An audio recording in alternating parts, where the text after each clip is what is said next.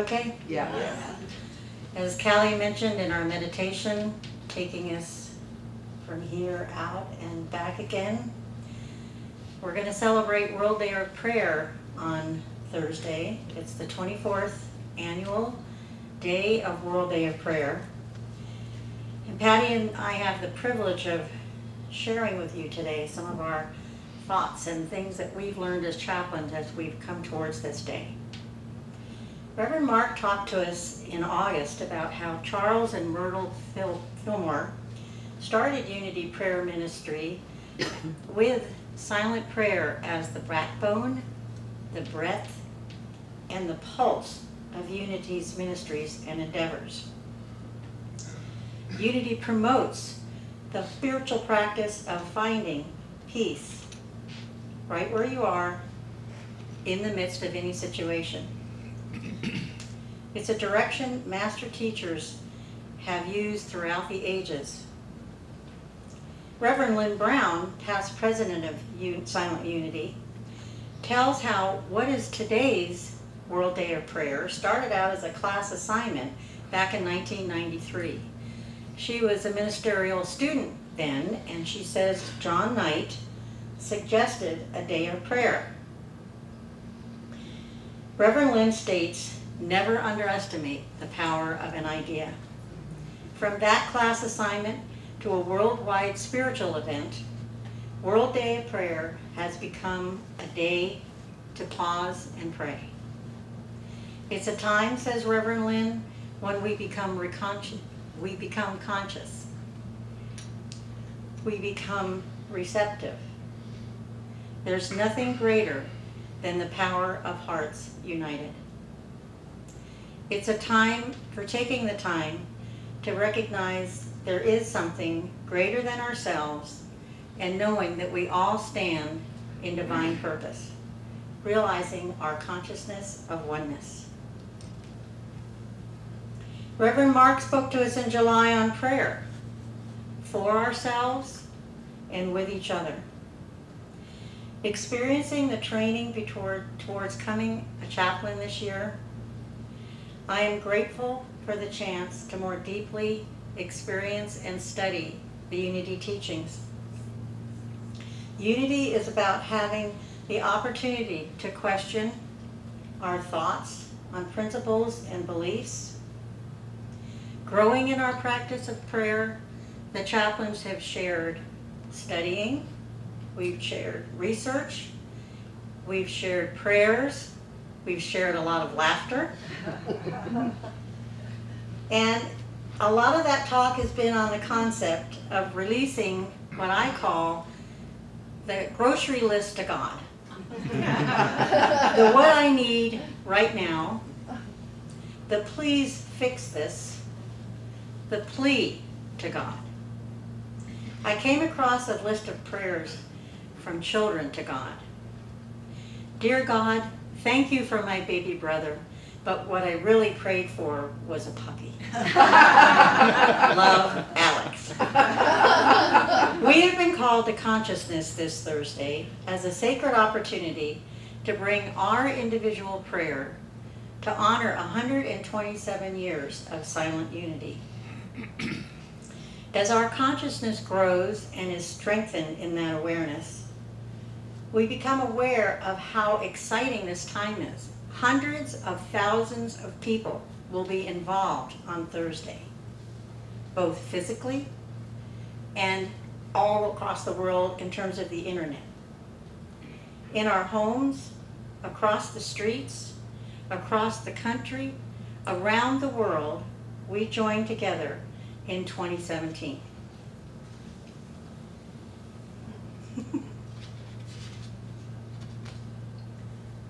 Reverend Charlene, in her book, Pray Up Your Life, calls forth the grace within us, each of us, to begin to manifest that outwardly. And it starts right here. Let's take another deep breath together. Hold again for a moment the beautiful meditation Callie just shared with us. Becoming again in this moment more deeply aware of our inner consciousness as we each experience connecting with our divine nature. That is what we can offer another. Take one more breath. Look at the person next to you. In this consciousness, it is a seeing of the other, the unlimited reverence of this other before you. That is seeing the divine in one another. And if we can hold this here individually, then we can have the strength to send it out to the world. That is the interaction of grace in this moment. We can choose a higher level of consciousness. I can choose that sacred presence with each person I meet. I can smile at the person behind the cash register, maybe smile or say a kind word, as Brenda sang for us, about that mother with the cranky child. I can take my foot off the gas pedal from the car in front of me. This is Gandhi's prayer of peace. Can everybody see that okay? Mm-hmm. Let's say this together. I offer you peace. I offer you love. I offer you friendship. I see your beauty. I hear your need. I feel your feelings. My wisdom flows from the highest source. I salute that source in you. Let us work together for unity and love. Gandhi's prayer for peace. So Patty will talk with us now on what is prayer from Unity's perspective.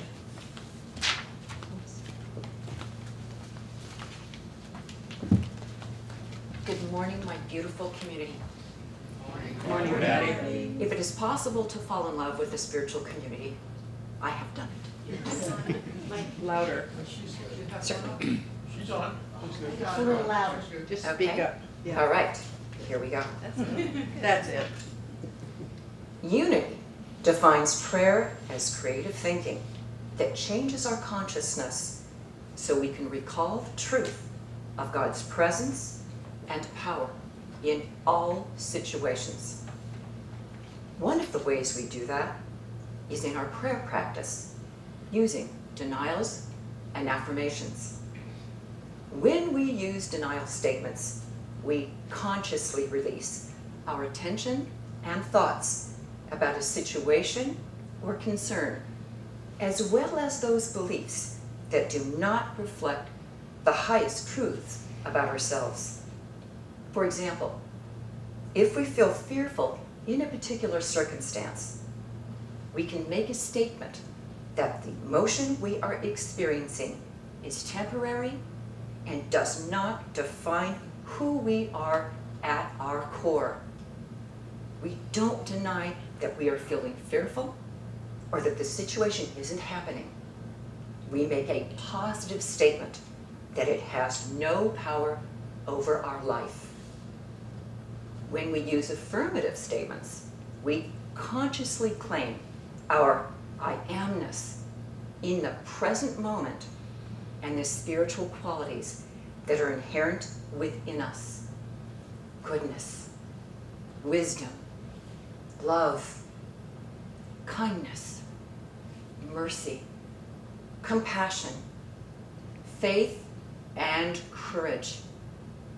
In the example regarding fear, we can make a statement that we are strength in the face of fear and have all the power we need from our divine source to move through the situation with grace, determination, and courage.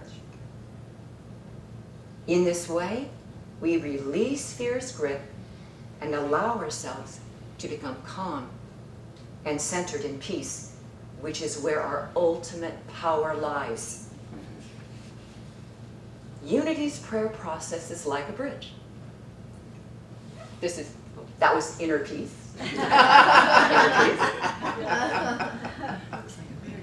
Yeah, it does. Unity's prayer process is like a bridge. It enables us to cross over from a place of only human unconsciousness to a place of conscious awareness of our pure being or spirit, our unlimited potential. Denials and affirmations can transform fear to love, self-doubt to confidence, worry to faith, and powerlessness to empowerment. Empowerment is the foundation of our practice as prayer chaplains for Unity of Auburn. Our prayer process is based on the 12 powers discussed by Reverend Linda Martella-Whitsitt in her book, Divine Audacity, the divine powers of faith, understanding, will, imagination, zeal, my personal favorite, power, love, wisdom, strength, order, release, and life. Reverend Mark discussed the 12 powers during our celebration services this past year. Reverend Martella-Whitsitt defines divine audacity as bold spiritual living, living under the radical premise that we are divine. Our nature is one with divine nature or God. In praying with our congregants, our intention is to remind you of your divine nature and the spiritual powers that are within you, which you can claim in the midst of whatever you may be experiencing, however challenging. We do this by focusing on one or more of the 12 powers, making statements of denial and affirmation that are aligned with those or these powers. In essence, we are attempting to bridge the gap between lower level thinking and higher consciousness, the source of our wisdom and creativity. Our purpose is not to fix your situation, but to help you recognize or remember your own inherent power to move through the situation yourself with a renewed sense of self-worth and self-compassion. The prayer chaplains take part in the celebration services by reading affirmations from the daily word, holding sacred space during meditation, and praying with congregants individually and privately in the sanctuary directly after service. Several months ago, and as a reflection of the growing prayer consciousness of our spiritual community, we decided to have a primary chaplain and a backup chaplain available after service to pray with you. If you find that the two chaplains are currently busy praying with other congregants and this has happened, please feel free to approach any of the other chaplains for prayer, whether they are in the sanctuary or Manor Hall, because we are chaplains wherever we go. The chaplains are also assigned individual congregants to pray with. This is one of the perks of becoming a member of Unity of Auburn. When you join as a new member, you can request that a chaplain be assigned to you. The chaplains make telephone calls, which we refer to as caring calls, to our congregants once a month.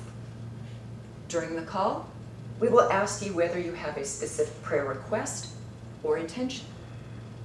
We begin our prayer process with relaxed breathing, allowing us to release any physical, mental tension, worries, or concerns we may be holding in our bodies, and most particularly in our minds. We then claim with you the truth of our oneness and the divine nature in each of us. We will rest in the stillness for a period to center ourselves in that truth and to move gently into our power. Your chaplain will then speak aloud statements of denial and affirmation, focusing on one or more of the 12 powers that are aligned with your particular situation or circumstance. We will end our prayer by expressing gratitude. Your chaplain may ask you whether you would like your prayer intention or request placed in our prayer chest, where it will be held in prayer at Unity of Auburn for 30 days. Your prayer intention or request is then sent on to Silent Unity, where it will be held in prayer 24/7 for another 30 days. Think of the magnitude your prayer holds and where it can go. Again, our intention during prayer is not to fix you or your situation. If you feel the need for spiritual guidance or counseling, we'll refer you to our experts, Mark and Karen. As chaplains, we are committed to building a foundation of sacred trust with our congregants. Our core duties in fostering this union include keeping whatever you share with us in the strictest confidence, listening to you with an open heart and an open mind, holding sacred space with you by being fully present with you in the moment, and giving you the breathing room you need to sit in stillness, and ultimately, and more significantly, acting as a loving witness to the Christ presence within you.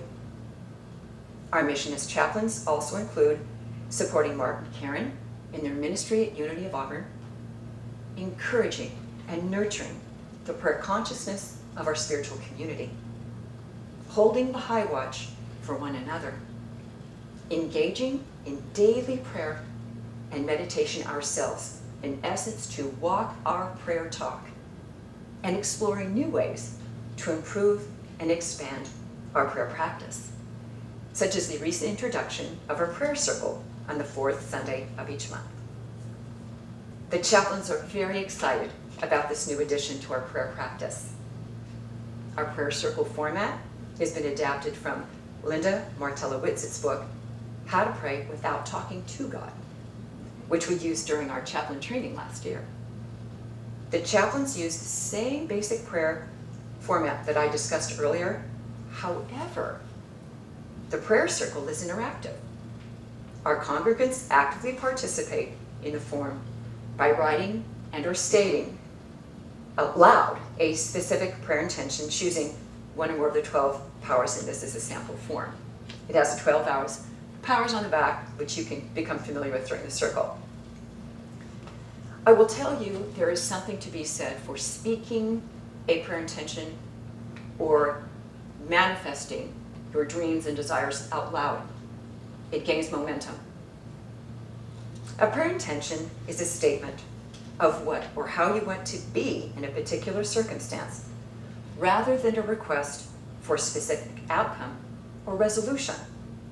The focus is on being rather than doing. The doing comes naturally.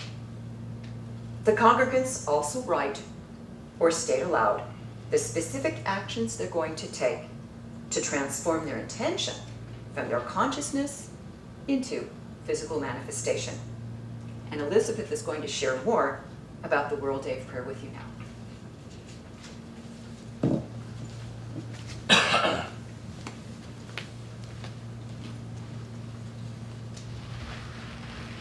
So, World Day of Prayer gives us an actual all-day, 24/7 chance to really step up. I know we do it every Sunday when we gather, but just the idea, as Patty said, of the consciousness that's going to be available on that 24/7 period on Thursday is really exciting. We're coming together in a celebration of oneness, and through that power, prayer, we foster peace and wholeness in our individual lives, our spiritual community, and for Thursday especially across the world. Many of you have already signed up on the clipboards that are on the little table as you first go into Manning Hall for a prayer time. It's 15 minutes long, and it's your time. We're not going to be meeting here at Unity. It's a time during the day. It could be part of your early morning walk. It could be your quiet time sitting together. It could even be joining with a friend in silence to hold prayer. If you haven't signed up, please consider. There's still some open slots, and there's also times that you can share with, if somebody else has already signed up with that. And the chaplains created these little cards, and some of us are wearing the pins today, and we encourage you to wear them on Thursday.